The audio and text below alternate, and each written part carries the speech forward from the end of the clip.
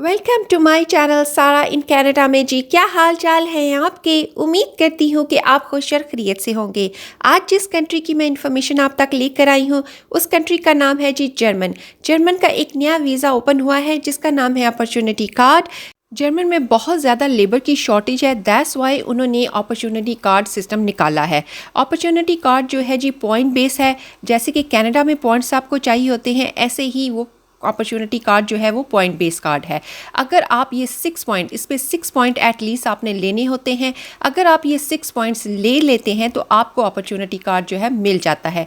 अगर आपकी फैमिली जाना चाहती है तो उनको भी अपॉर्चुनिटी कार्ड मिल सकता है अगर उनके भी 6 पॉइंट जो हैं वो पूरे हैं। आगे जाके मैं आपको स्क्रीन पे बता देती हूँ, बहुत ईजी है। ये अपॉर्चुनिटी कार्ड जो है जी 1 साल का वीज़ा होता है, ठीक है। जून में स्टार्ट हो रहा है और ये उन लोगों के लिए है जो कि जर्मन में जाके काम ढूंढना चाहते हैं।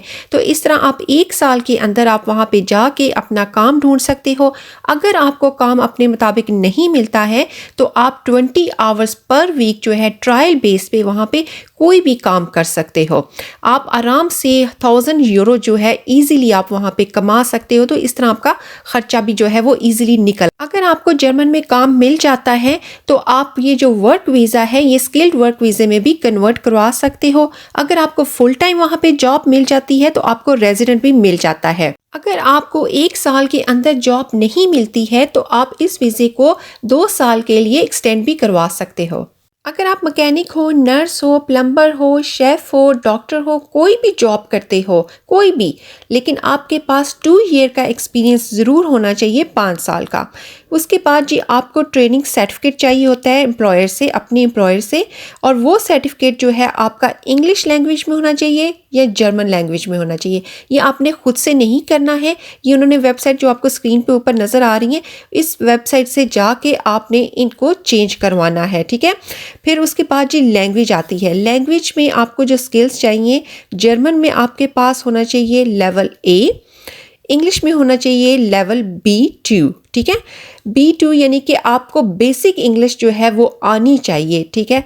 जैसे कि आप अगर वो क्वेश्चन करते हैं तो उसका आंसर आपको आना चाहिए, इतनी लैंग्वेज आपके पास होनी चाहिए, यानी कि इतनी लैंग्वेज आपको आनी चाहिए, ठीक है। जर्मन नहीं भी आती है तो कोई प्रॉब्लम नहीं, लेकिन इंग्लिश जो है वो मस्ट आनी चाहिए आपको।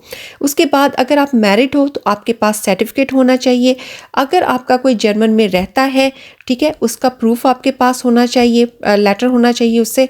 और यूनिवर्सिटी की डिग्री होनी चाहिए 2 साल की। आपने जी ब्लॉक अकाउंट जो है आपका होना चाहिए 12,324, ये स्क्रीन पे भी नजर आ रहा है।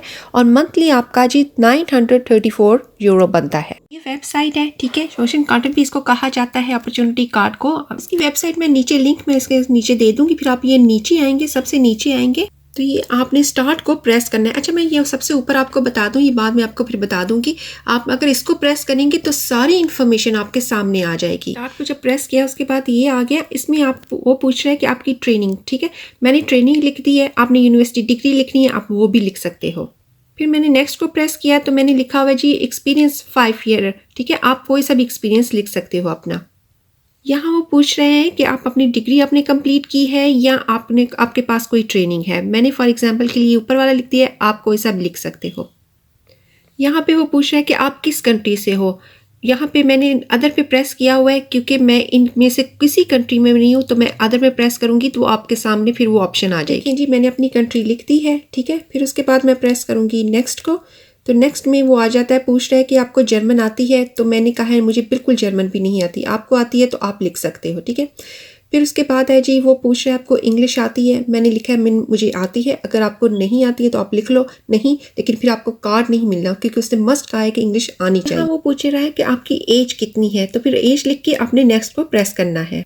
फिर पूछ रहा है कि आप जर्मन में रहे हो 6 मंथ्स के लिए 5 साल के अंदर, तो मैंने लिखा है नो। अगर आप रहे हो तो आप यस भी लिख सकते हो। यहाँ वो आपसे पूछ रहा है कि आपके साथ अगर किसी ने जाना है, ठीक है, तो उसको भी उसी लेवल का यानी कि इंग्लिश या जर्मन आती है, ठीक है।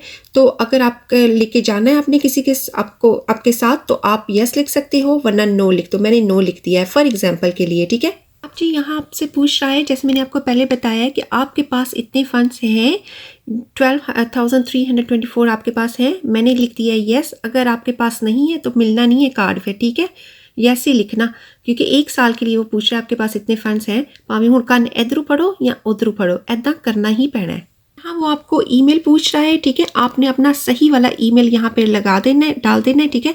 इसके बाद आपको 1 सेकंड बाद जो है वो आंसर आ जाएगा कि आपको ये कार्ड मिलेगा या नहीं मिलेगा। और अगर आप दोबारा से अप्लाई करना चाहते हो तो दोबारा से भी अप्लाई कर सकते हो। ये देखिए जी, एनपीएस ने मुझे बता दिया कि तुम्हें 6 पॉइंट जो है वो मिल गए हैं। सारे लिंक जो है मैं नीचे डिस्क्रिप्शन में दे दूँगी, आप जाके चेकआउट कर लीजिएगा। अगर आपके पास इतने पैसे हैं तो फिर अप्लाई करना शुरू कर दें और इसी के साथ मुझे दीजिए इजाज़त।